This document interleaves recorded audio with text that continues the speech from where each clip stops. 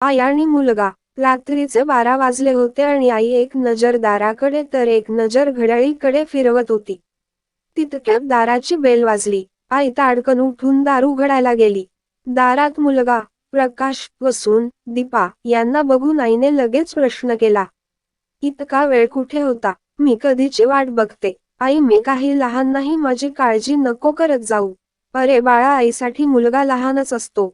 चल हात पाय धु, मी जेवायला घेते. दार लावत आई बोलतच होती. प्रकाश रूम मध्ये जाता जाता बोलत होता. मी बाहेरून जेवण करून आलो. तू झोपून घे आणि मलाही शांत झोपू दे, असे बोलत धाडकन दार लावले. अरे मी तुझ्या आवडीची खीर बनविली आहे. अग तुला एकदा सांगितले ते कळत नाही का? मी जेवण करून आलो आहे, झोप बरं आता. पण आईला कशी झोप लागेल, तीही जेवायची थांबली होती. किचनमध्ये जाऊन एक ग्लास पाणी पिली आणि तीही रूममध्ये निघून गेली.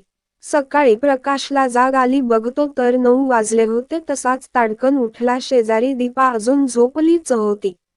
तो उठून हॉलमध्ये आला तशी त्याची नजर लॅपटॉप जवळ असलेल्या चिठ्ठीवर गेली. कसली चिठ्ठी आहे म्हणून तो उघडून बघितली तर कायात लिहिले होते.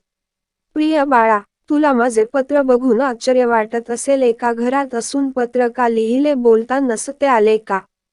हो रे बाळा, बोलता आले असते, पण तुला वेळ नसतो. एखाद्या एक्सप्रेस सारखी गाडी स्टेशनवरून जाते तशी तुझी पण अवस्था असते. बरे ते जाऊ दे.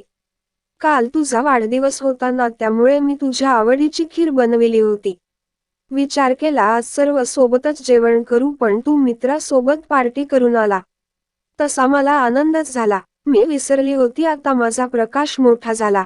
अरे हो, विसरल्यावरून आठवण झाली. मी तुला मागे एक औषधची चिठ्ठी दिली होती. मला ते औषध कुठेच मिळाले नाही. बघ, तुला कुठे मिळत असेल तर आणून दे.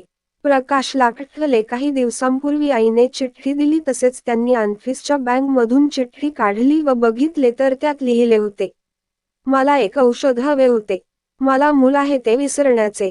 तसे त्याचे डोळे भरून आले. आई मी खरंच चुकलो, असे बोलत आईच्या रूममध्ये गेला. आई आज तू अजून का उठली नाही म्हणून आवाज देत होता.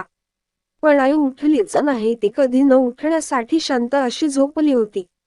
आई मी खरंच चुकलो ग, मला माफ कर म्हणून प्रकाश हमसाहमसी